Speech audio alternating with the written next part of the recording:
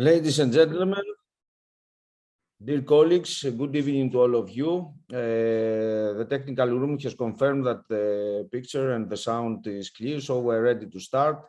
My name is Giannetakis Giorgos, and I will be the moderator of the present event of the Hellenic Endodontic Society. Tonight, we have the honor and the pleasure to welcome with us here Dr. Vanessa Hrepa, who will join us from San Antonio in the United States. I would like, I think that it's been more than 10 years since the last time I have seen you, Vanessa. So it's a great pleasure for me too. And as all we know, all these years were scientifically constructive for you, and your progress was amazing. So we'd like to say a big thank you for this acceptance and your participation in this event, in this webinar of Hellenic Endodontic Society. I would like to say some few words for Vanessa. Dr. Vanessa Hrepa was born and raised in Athens, Greece. She received her dental diploma from University of Athens School of Dentistry and completed her residency and master's degree in endodontics at the University of Texas Health San Antonio. She's currently served as Associate Professor of Endodontics with tenure at the University of Texas in San Antonio and as a predoctoral director for endodontics. Dr. Hrepa is also a diplomate of the American Board of Endodontics and received 2017 AAE Educator Fellowship Award. As all we know, her research interests include regenerative endodontics, stem cell biology, endodontic outcomes, and dental pain. She currently serves as the chair of the American Association of Endodontics Regenerative Endodontics Committee. This is also editorial review member for the Journal of Endodontics and the International Endodontic Journal.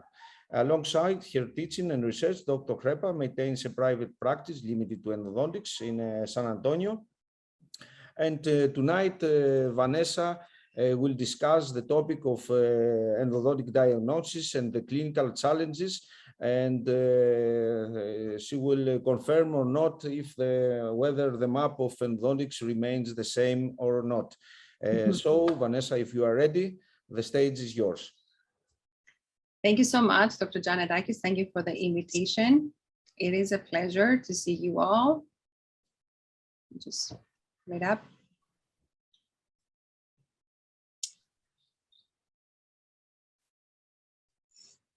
All right, so the topic that I'm going to be discussing today is the endodontic perspective in clinical diagnosis, and if this is a new era or we are back to basics. As Dr. Giannetakis mentioned, I just put a map of my destination from my career so far. So I started in Athens, where I was born and raised, and I received my diploma at the University of Athens School of Dentistry. And then a couple of years after I finished, then I moved to San Antonio, Texas, where I finished my residency and my master's in endodontics. And then since then, for the past 7 years or so, I'm just, I have joined as a faculty. So we spent a few years in University of Washington, and then now we're back to San Antonio. And I'm also currently doing a PhD in translational science, where I study cannabinoids for dental pain, which has been really, really exciting for me. What is exciting part of our journey here and my job here is that I have the opportunity to teach and do research and see patients at the same time.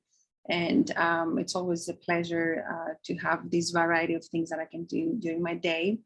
And a subject that I'd love to teach about is diagnosis. And whatever I was sharing with you today is how I practice and how I teach my students and my residents to perform diagnosis, because we really need to have the basic diagnostic knowledge in endodontics and to refer back to the basics, because if we don't have the setup in the right way, then we make when we encounter diagnostic challenges, then we're lost. We don't know really how to diagnose properly these cases. So challenges I'm going to talk about today is different sources of pain that we often encounter. Some old radiographic findings that we can discuss about, and obviously a big diagnostic challenge usually is trauma. In terms of steps informing an accurate endodontic diagnosis, and this can go in other aspects of dentistry too, but we kind of like to follow a systematic approach in endodontics for a proper diagnosis. And we start with our patient chief complaint. That's our starting point. And then we perform our dental interview where we ask questions in regards to that chief complaint. Then we perform clinical tests, and we really need to make sure we reproduce the patient's chief complaint and the dental history of that tooth when we perform the clinical tests. Then we form a series of tentative diagnoses, and then finally we come to our definitive diagnosis. If I ask a lot of you, you probably felt this way about a lot of your patients, is that they tend to complain a lot. But jokes aside, chief complaint is a very important step in our diagnostic process, and we really need to listen to our patients. The patients form that in their own words, and if you listen carefully, that gives you clues for diagnosis for the most part, and we always need to reproduce it. The second step involves a dental interview. So when I sit down and I have a patient in my chair, I honestly don't look at the radiograph because I want to hear from them first, because whatever you see on the radiograph, it may not be why the patient is here today. Okay, so I try to stay unbiased and ask all these questions before I even take a look in their mouth or take a look at the radiograph. So I ask them, where is the pain, if it's localized or diffuse, and can you point to that hurting? All this is significant information that really leads you to the diagnosis before you even do any clinical test. When did the pain start? Have you had any recent dental treatment? How bad is your pain from a 0 to 10 scale? If the pain is triggered by any cold, hot, or chewing, if it's spontaneous, if the pain wakes you up at night. Does the pain linger? Does it stay there for a while, or it goes away quickly? Is it constant? And finally, quality of pain. Ask questions like, is the pain quick, short, or sharp? That can identify possibly some dental hypersensitivity, or is more of a dull, aching, throbbing pain, which could be a number of things. It can be endodontic, it can be periodontal, myofascial, even cardiogenic pain. Now, is the pain shooting, stabbing, burning? If the patients describe your pain as shooting, stabbing, burning, it's very unlikely that it's an endodontic or even odontogenic type of pain. So it's more of a kind of neuropathic origin. So if you perform this detailed dental interview, you'll see that, first of all, we need to reproduce what the patient is feeling, obviously, but also gives you a lot of clues for your diagnosis. For example, if the pain is localized or diffuse is important, pulpal pain will be more diffuse, periapical pain or inflammation will bring the pain more in a more localized area. Triggering by cold, hot, or chewing is important because we need to reproduce these triggers. If the pain wakes you up at night, it really indicates a pain that it's irreversible pulpitis, right? And if the pain lingers, of course, it's also another indication that the pulp is irreversibly inflamed. So our next step is to perform our diagnostic tests. We all know how to perform those. You want to start with the extraoral, intraoral examination, look for any swellings or any sinus tracts or any dental work or any caries as part of the etiology. And you move on to your pulp vitality tests. We typically do thermal testing, either with our cold, with our endo eyes that we see here, which is our most accurate test, or with heat, which we don't do it as often, only really if it's needed, if our patients complain of heart sensitivity. And then you have your EPT here, your electrical pulp testing, which is another very good diagnostic tool that we have for pulpal diagnosis. And then we move on to our percussion palpation, probing depths and biting tests that will help us form the periapical diagnosis. Any positive response to these tests indicates periapical inflammation. And transillumination, it's something, we have this probe here that emits light, that it's a useful tool when we suspect a crack on the crown. A diagnostic challenge is when the pain is diffuse. If the pain is really, the patient comes in and the pain is not localized to one area, it can be diffused, it can involve multiple teeth, or it can even travel across the face. Patients may complain about headaches or earaches and when they have a toothache. So can a patient identify the tooth that is causing them pain and when? And as I previously mentioned, when you have periapical symptoms, when that inflammation is now transition into the periapical area, then yes, about 90% of the time, patients are going to be able to tell you where the pain is coming from accurately. And they can actually, I ask them, can you point to the tooth that is hurting you? And they usually tap on it and they tell you, yeah, this is the one. If you don't have any periapical symptoms, then it's the only 30% of patients can accurately identify the tooth that is causing them pain. So this kind of presents more of a diagnostic challenge for us, because now the pain is diffuse. You most likely won't have any radiographic findings because the inflammation is still in the pulp and not in the periapex. So we rely a lot on dental history, especially for these type of cases when we don't see an evident pathosis. Another question that I usually discuss with colleagues and a lot of dentists is, how do we define a response to cold as lingering? And there's that old saying that that the response to cold, if it's lingering, has to last for at least 10 to 15 seconds. And this is not how typical pulpal inflammation occurs. So if you see a lot of these cases in practice, you see that this is not quite true. So we try to kind of remove that old saying from our minds that, yeah, this is how it's supposed to be.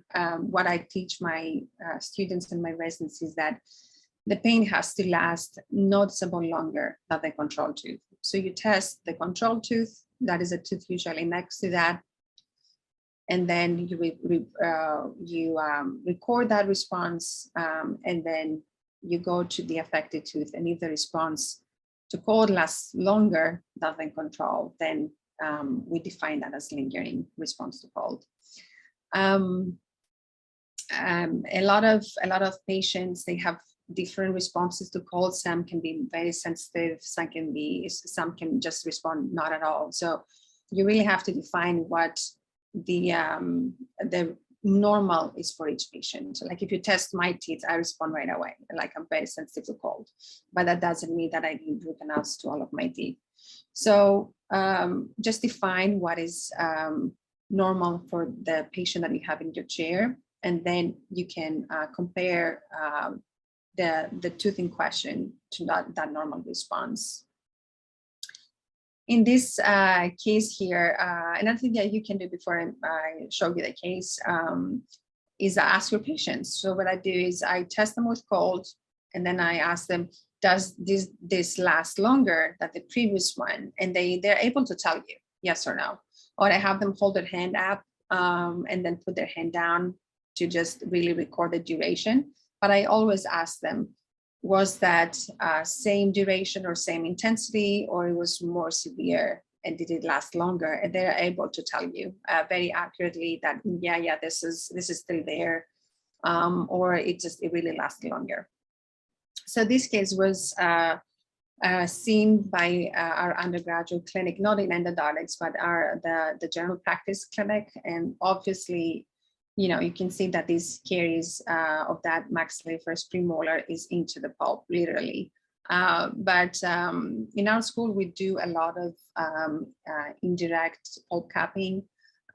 So they teach the students how to do that. So even though the tooth really lingered to cold, the diagnosis was correct. Maybe it didn't linger long enough for the faculty to assess that needed root canal treatment. And what they went ahead and did was place a filling.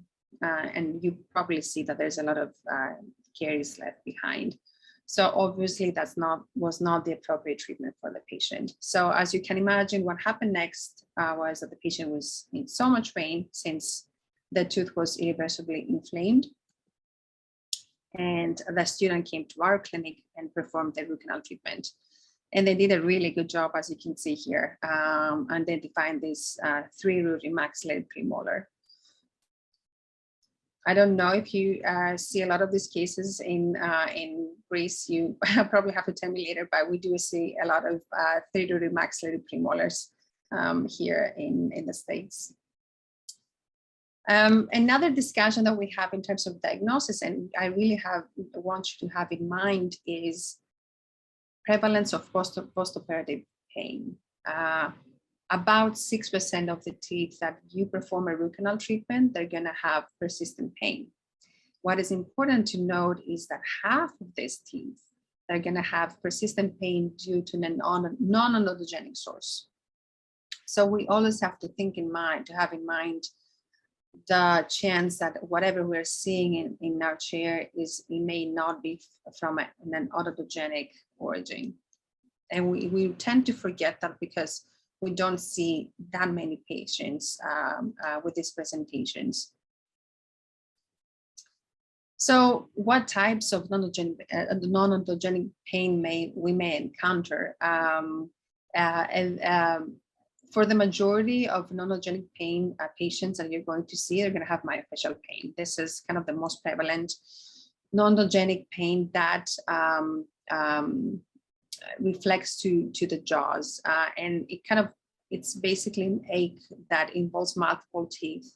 It's non-episodic. It can be a dull throbbing pain, and it really is triggered by any muscle movement. So it involves more than one tooth at a time. Trigeminal neuralgia is a very classic, typical neuropathic pain that it has trigger points specifically on the face, and it can present to your office. And I'll show you a couple cases that we had. If you know how to diagnose trigeminal neuralgia, if you remember 3 things, then it's really, really easy to identify it, and you won't do any unnecessary treatment for these patients. Sinusitis is something also very common that it also presents as a dull throbbing ache. And patients, they have sinus symptoms as well. So it's kind of a little easier to make that diagnosis. Cardiogenic patients, we don't see them very often, but have that in mind. Anybody that is going in, maybe having a heart attack, it can really represent as an ache in the left posterior mandible, and it can be episodic, and it can be triggered by physical activity. So any dull ache, it could also be cardiogenic if it's happening on the left side. And cluster headaches and migraines are also other examples of pain that can be happening on our orofacial region, but it's non-odontogenic. So clues to have this differential diagnosis of odontogenic versus non-odontogenic. So with odontogenic pain, we usually have a single tooth that is associated. With non-odontogenic, as we say, we have like pain that is reflecting on multiple teeth. There is an identifiable etiology when we do a clinical exam, whereas in non-odontogenic pain, there is an inadequate dental etiology. Very typical toothache is a dull, throbbing, pulsatile dental pain, whereas a non-odontogenic pain could be burning, stabbing, electric, like we discussed. And typically, an odontogenic pain will be modulated by stimuli. It won't be episodic, and we may wake up the patient at night. Whereas a non-odontogenic pain can be episodic and unrelenting. And our odontogenic will respond to adequate treatment, whereas the non-odontogenic pain will not. And finally, a very good test to perform is the anesthetic block. If we block the offending tooth, that we think it's the tooth in question, that will eliminate the pain. If it doesn't, then the pain is coming from somewhere else. So with that in mind, and with kind of the basic diagnostic process in mind, I would like to present to you some of our cases that presented with diagnostic challenges. So this is a 30-year-old female that presented to my clinic when I was a resident, actually. And she said that I have a root canal done and my tooth still hurts with hard coffee. So what I immediately thought was, okay, you cannot have sensation on a tooth that has root canal treatment, obviously. So my immediate thought was the pain is definitely coming from somewhere else. That's what I thought. So this is the radiograph of that case. You have here the parietal radiograph and the bite wing, and you see that they have a new restoration on the tooth. So the root canal was completed on 3 months ago, and there was a zirconia crown placed about 2 weeks before I saw that patient. And there was sensitivity to biting and hard coffee for 3 days. That's what the patient presented with. What I can notice from that radiograph is that unprepared and untreated portion of the buccal canal. And we took a 3D image, a CBCT, and this is the only missed anatomy. There was no other canal present. We do know that heat sensitivity after root canal treatment can present in some cases, and typically is when there is a metallic object in the canal system, like a post or a silver cone alteration. It can happen when you have missed anatomy, when you have additional canals that you haven't treated, or it's really possible that the most possible explanation is that there is another tooth that is involved to that painful sensation. So for this patient, we perform a clinical testing. What you see here, I have the American numerical system. So 3 is the first maxillary molar, 4 is the second premolar, and 5 is the first maxillary premolar on the right side. And you can see we have the endo eyes, heat, percussion, palpation, and probings as our testing. WNL means within normal limits. 3 and 5, the molar and the first premolar, responding normal to cold. 4 didn't respond to cold nor heat. So my patient complained about heat sensitivity. So that's why I introduced the heat test. Otherwise, I normally stick to cold. But the tooth was really sensitive to percussion and palpation. Now, at this point, I have not reproduced the patient complaint. So what I did next, we did that technique that is called rubber dam isolation technique. And this is a beautiful technique to have in mind if you cannot reproduce the patient's chief complaint with just our typical cold or hot test that we normally do with a cotton pellet and the endo ice spray. What you can do is isolate the teeth without anesthesia, so it will be a little bit uncomfortable for your patients, but just let them know that it's just, it's going to be brief and it kind of has to be done for the diagnosis process. And you isolate, and then now you rinse with either really hot or really cold water. And that is a beautiful test that will reproduce the chief complaint if it's there. So this is what we did for these patients, and we isolated 3, 4, and 5 again, and the pain was consistently coming from number 4, which is the premolar that she had root canal treatment on. And I tested it multiple times, believe me, because I did not believe that that was true myself either. So this is what rubber dam isolation technique is based on. There is that what we call temporal summation versus spatial summation. And kind of the concept behind it is that with rubber dam isolation, you're activating more fibers instead of just using a condom pellet to one specific area of the tooth. So this is a beautiful test to have in mind. And this is what we did. We did the retreatment, and after we really just addressed that last 3 millimeters of that buccal canal, then the patient was asymptomatic, and the pain went away. So moving on to case number 2, another interesting case that I saw was an 85-year-old male, and the chief complaint was, I have a blister on my gums, and the dentist sent me here for a root canal. So this is the sinus shock here. The patient noticed that about a year ago, it's been tender when he brushes, and there was scaling and root planning at that area about a year ago.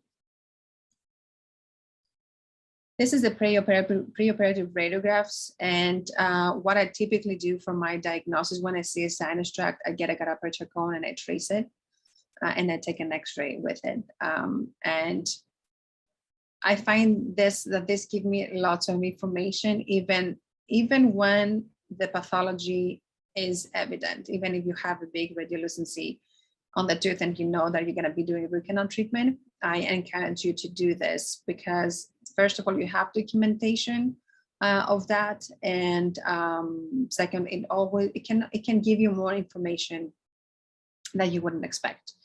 So what I typically expect if there is an endodontic etiology and I have a periapical radiolucency, that cone usually goes to the periapex, right? Now this sinus tract is tracing to mid-root. So in my mind, that's already pretty odd. One explanation could be a lateral canal that is infected, right? That we see on this teeth. So having that in mind, I proceeded with my testing. And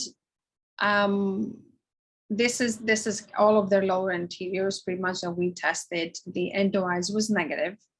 And this is expected. The teeth that have this pulp calcification that a pulp has resided due to secondary dental formation, they're not going to respond to cold, most likely. That does not mean that the teeth, the pulp is necrotic.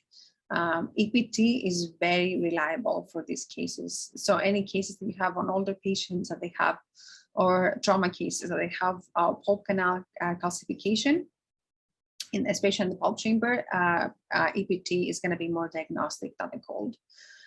So everything tested normal according to my EPT test, and percussion palpation was negative. So there was no periapical inflammation.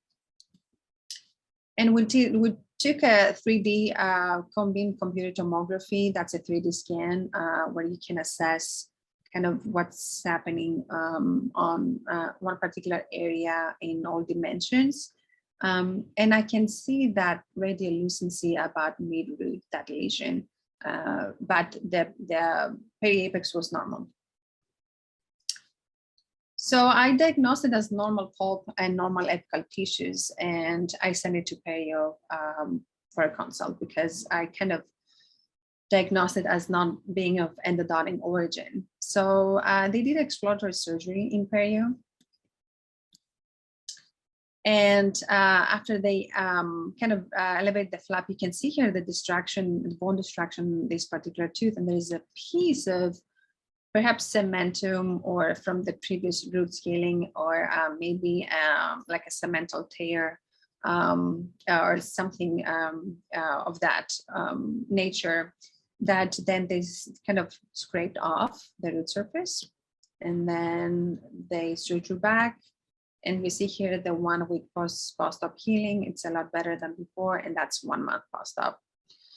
So kind of, this is another case that really takes us back to basics. Trust your diagnostic process. Interview your patients. Make sure you have all this information before you move on to treatment just based on radiographic findings. I could have easily done a root canal on this tooth, right? If I didn't trust my testing, and it would have been the wrong treatment for this patient. Moving on to case number 3, check the time.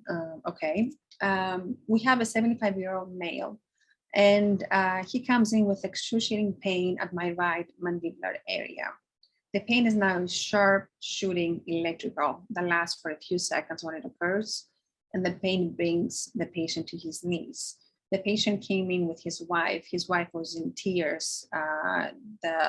Her husband had lost so much weight. He could not shave, he could not eat.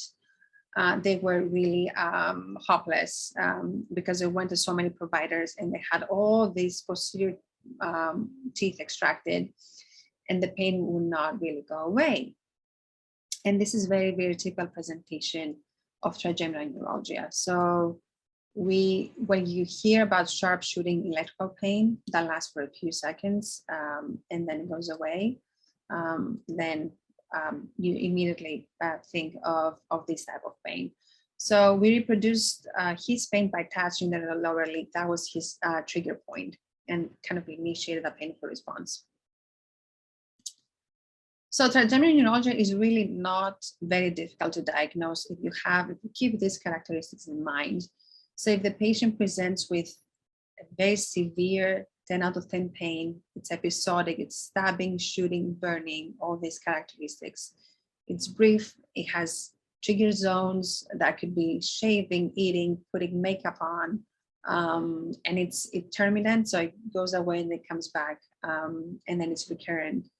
And it also goes under a refractory period after a painful attack. These are all characteristics of trigeminal neuralgia. So if you have this in mind, you'll be able to tell that, yes, this pain is not odontogenic.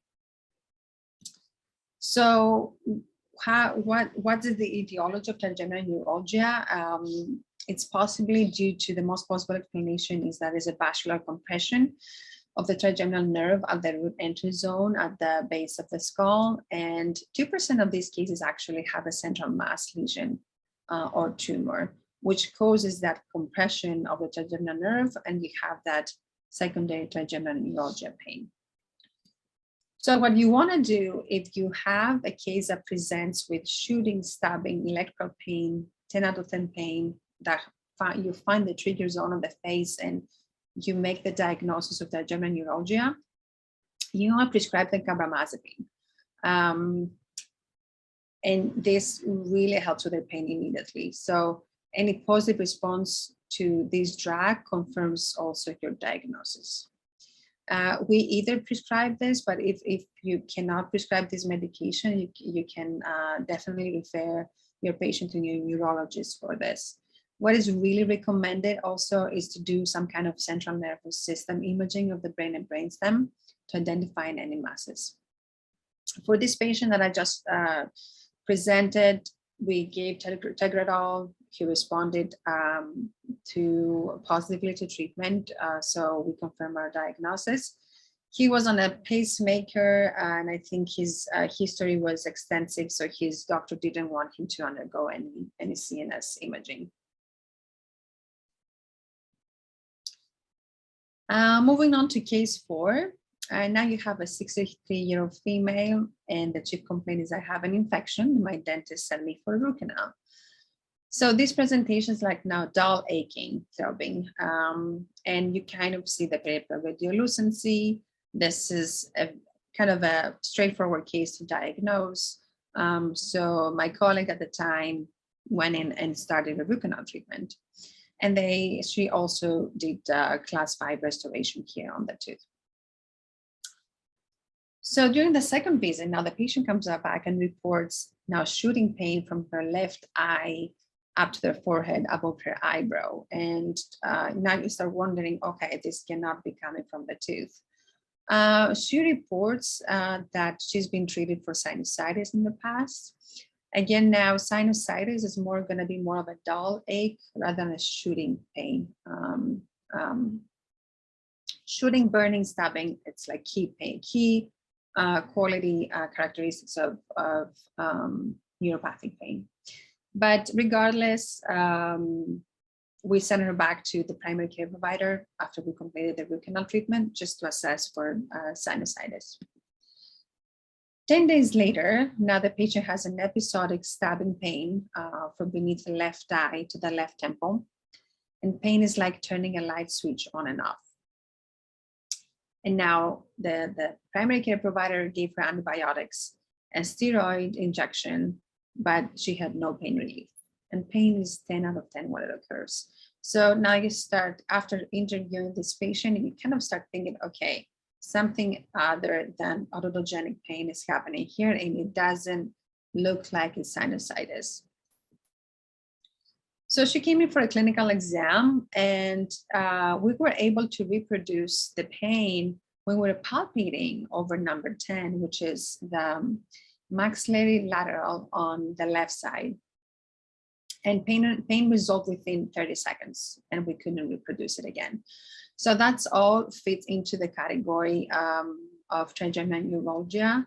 Of course, the trigger point was very unusual. The trigger zone, intraoral trigger point, it's mainly extraoral, but for this patient was kind of an unusual presentation. And another thing that you will see in patients with trigeminal neuralgia is that there is a trigger zone on one branch of the trigeminal nerve, but you will have referral pain to another branch.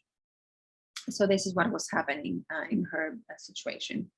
So we did what we normally do. We prescribed carbamazepine or Tegretol, and we contacted her physician to order an MRI.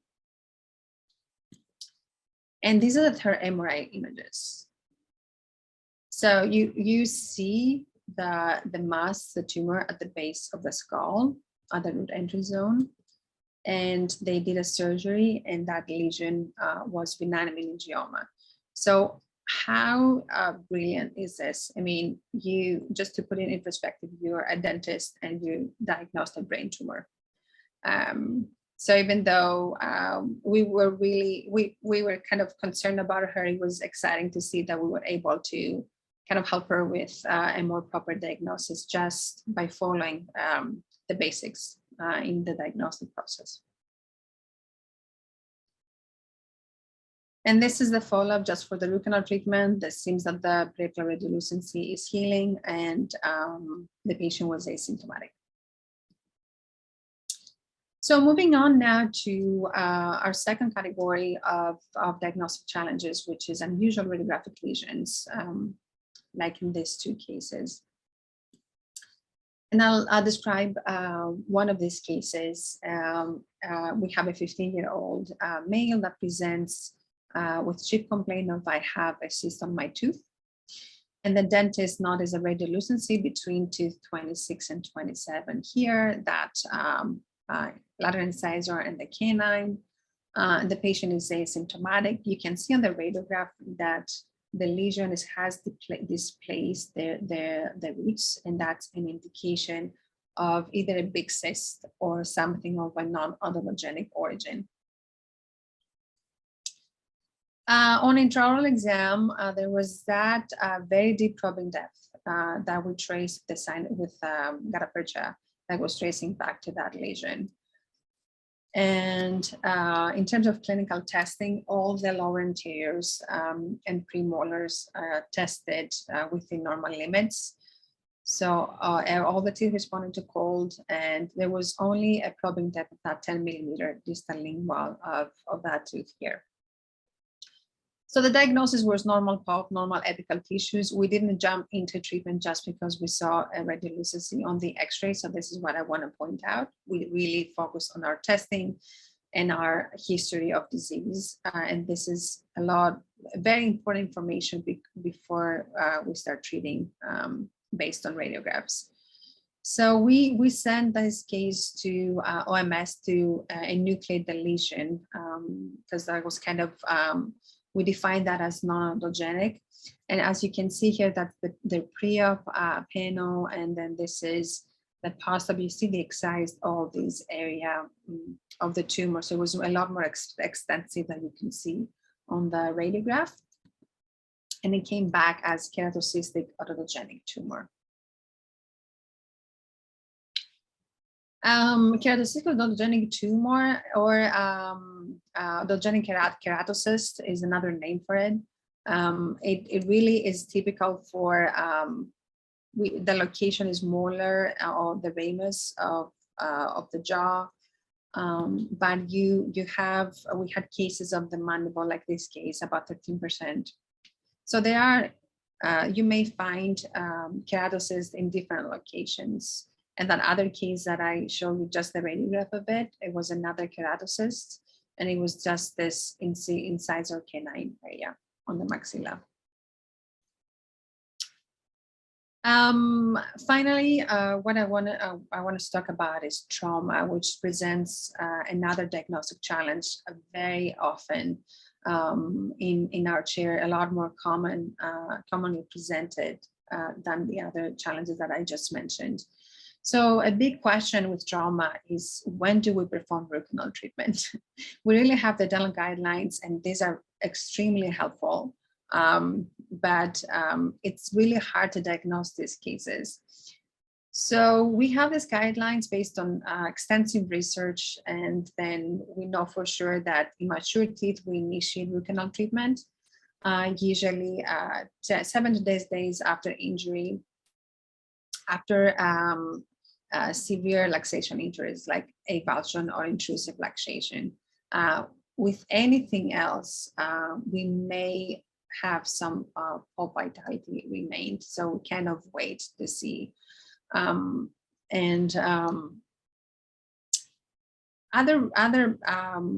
research that is out there in terms of when do we perform root canal treatment after trauma. Zadig indicated that root canal can be done if the tooth is not testing vital in 6 months. So we can follow this guideline and kind of bring our patients back and do the testing. And if they don't respond to cold or EPT, then do the root canal treatment after 6 months of trauma. Another paper that I really like by Basquiat and Rapport is to rely on indicators other than pulp testing. So you want to rely on either, if you see any crown discoloration, any sinus tract, or any symptoms or signs of disease, then it's time for you to perform the root canal treatment. And I honestly kind of like that better because I've had cases that they don't respond to cold or EPT, but they don't have any other signs of infection. And then they don't really need a root canal treatment. Combined community tomography is so helpful in trauma cases. So if you have access to a CBCT, please take CBCT images for all trauma cases. And you can see here this regular radiograph. We don't really see much of any pathosis. But then you take the CT, you kind of see that oblique fracture. And that defines your diagnosis and your treatment for this tooth. So it's a great tool for our diagnostic process. Another case here, we're talking about that maxillary central. It's hard really to identify pathology. And then you take your CBCT and you see that massive resorption happening on that tooth that will identify, define your diagnosis and your treatment for this teeth. And I want to close with this case that I found interesting, and that was a 3rd-year-old male with cheek complaint that I want to fix a discoloration on my front tooth. They presented with number 8 and 9, which is 11 and 21. With concussion injury, and number 8 had yellow discoloration, and that can happen a lot if you have the pulp calcification that we talked about. If you have the secondary or tertiary, in this case, dent inflammation, due to trauma, then you're going to have that yellow discoloration on the tooth. So we performed a pulp vitality test, and then in my mind, it's been 10 years. So if number 9, if the pulp is positive, if the pulp is vital, it's going to be positive to vitality testing, right? So both of them tested negative to cold and nicotine. So we decided to do root canals on both teeth. So 9 now, when I accessed, it had this beautiful normal pulp tissue, no necrosis, no empty canal space that we normally typically see from trauma, nothing. It was like a very healthy, normal pulp tissue. It was just not responding to my pulp vitality testing. So I didn't perform the root canal treatment. I just kind of put a bioceramic material and I closed it back up. But that was, in my part, a misdiagnosis, right? Because I relied on my testing and I didn't rely on any infection or any other signs or symptoms of disease. So with that, I would like to point out that the key to right diagnosis is to really be thorough, go back to your basics, and perform a very detailed interview, and then trust your clinical testing, and then trust your skills. And if you have any questions, or if you're not sure about any diagnosis, collaborate, ask your peers, ask their opinion, and use the tools that we have available. CBCT is a great tool that we now have accessible. Is accessible to us for the proper diagnosis. And with that, I would like to leave you with one beautiful photo of the San Antonio Riverwalk, if you ever decide to visit us, and to thank you for this opportunity. Thank you, Vanessa, for the amazing presentation. Thank you very much. It was a great presentation with very interesting cases. Covering all the kinds of pathologies as I saw. I kept some notes for you to discuss. I would like to say that sometimes I have the feeling during the practice, during everyday practice, that we don't listen accurately the patient. And you said that, and you pointed out that, and I would like to discuss more this issue. How important is to listen carefully to the patients, and how many times do you feel that you don't listen the patient when you are in the stage of diagnosis? I try to. It's honestly hard because we are in a high pace, and then we may have, we may be behind schedule, and we may have lots of patients waiting. So it can be hard sometimes. But I honestly, even though here it's common for the assistants to do part of the diagnostic process and take the radiographs and record, all the findings. When I go and see the patient, I always ask them from the beginning, okay, tell me again. I want to hear from you from the beginning. Even though my assistant does part of it, I don't feel comfortable really diagnosing based on what somebody else says. So I really try to do that. And whatever I describe to you guys is what I do. I ask all of these questions before I even take a look at the radiograph. I think if you try to stay objective, and try to shy away from looking at the radiograph, then that makes you more objective and less biased towards what the problem really is. Thank you very much. Sometimes in the exams we're asking the students which is the main task, the main thing which should be during the clinical practice, and this is the reproduction of pain of the patients. Mm-hmm. I would also like your comment. Absolutely, 100%. I mean, I don't think you can do a proper diagnosis without reproducing that tube complaint. And it really is challenging because some patients, they may tell you, oh, it was really sensitive to cold or hot. But when they come in today, there is the pulp is necrosed, so you don't really have this feeling anymore. So you really have to probe these answers. They may tell you this, but then you may come back and say, did this happen this morning, or do you still have that sensation today? And then tell you, oh, no, that happened like a week ago. Now I don't feel anything. So chief complaint is important, but sometimes they even the patients report chief complaint that it's not true at the moment. So it really a very good discussion with your patients is important to really probe if they're good historians or not, and if they describe the current situation. So absolutely 100%. That's number one on the diagnosis process.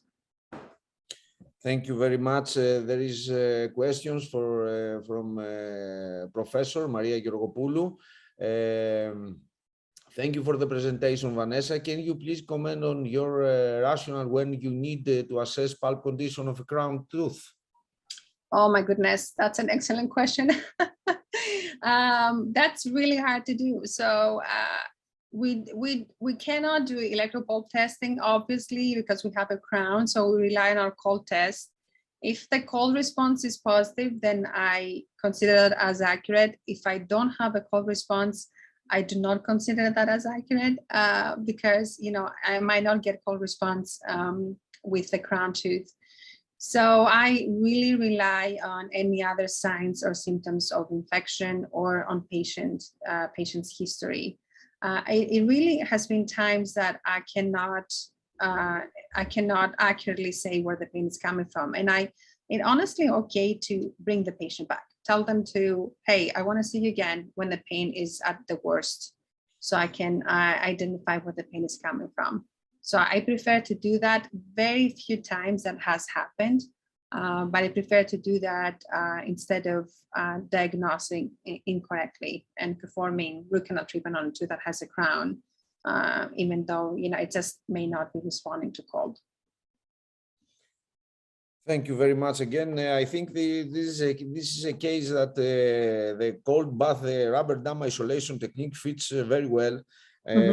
Because I absolutely agree with you that this is a beautiful and very useful technique in such cases, because sometimes we forget this technique, and I absolutely agree with you about the so-called cold bath and or hot bath.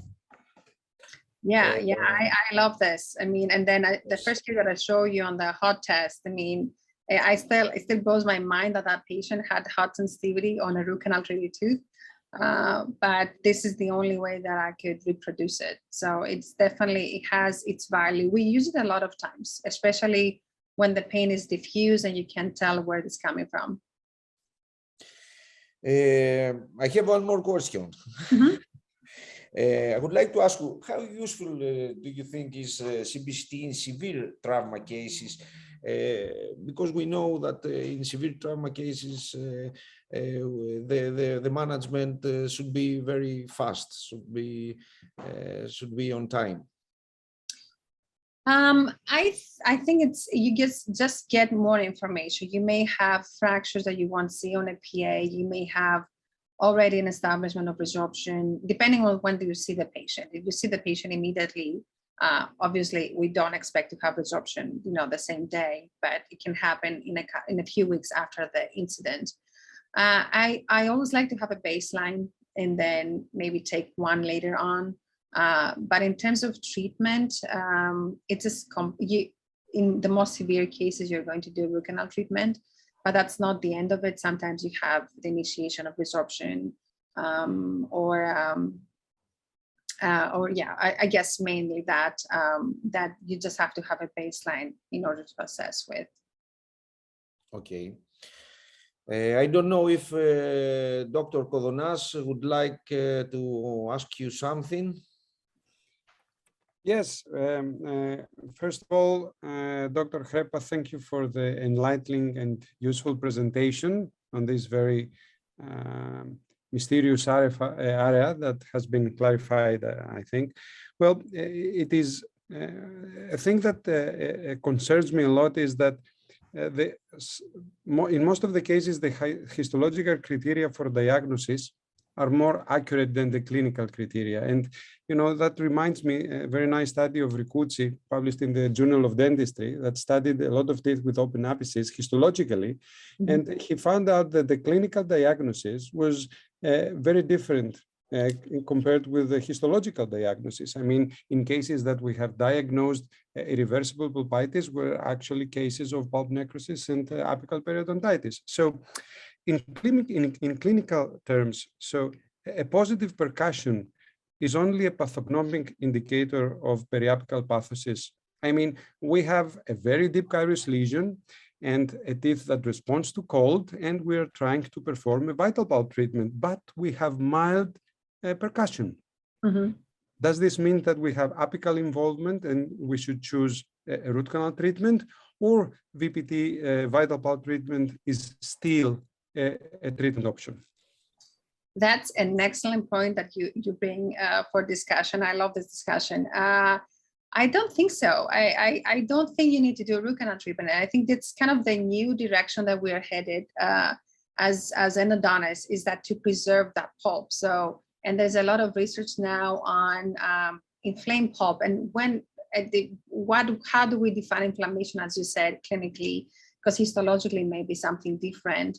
And to me, no, I mean, obviously now, if we don't really have measures to assess the degree of pulpal inflammation, but if we access and then we can stop the bleeding, for example, then I'm all for doing pulpotomies instead of for root canal treatments and preserving that pulp.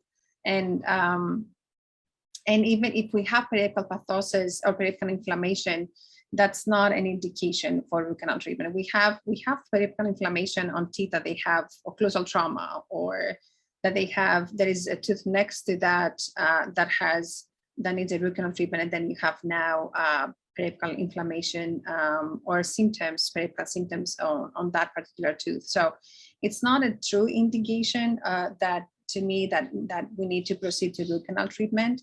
I think you just have to evaluate the whole the whole presentation. But in a nutshell, if I access truly in my pulp, like, and we do that a lot on kids that they have open apices, yeah, we try to preserve this pulp. If the pulp is vital, I preserve it. I don't really take it out and put a rubber material in the canal system. I try to preserve it, and most of these cases heal beautifully. The immune response is so massive in young kids and young adults that that periapical inflammation, it's going to be taken care of. Oh, very interesting. Thank you very much. Thank you, Vanessa. I think there are some congratulations, as I can see. Congratulations, Vanessa, for the thorough presentation. Thank you very much for sharing all these beautiful cases. Congratulations, and thank you for the presentation. Many congratulations. Thank you very much for one more time. Again, we hope to see you soon in Athens. Okay. And as I can see, the attendance is great. And I think all the participants will be happy for this presentation. Thank you very much, Vanessa. Thank you very much. I appreciate you all. Thank you so much. Bye-bye. Bye-bye. Bye-bye.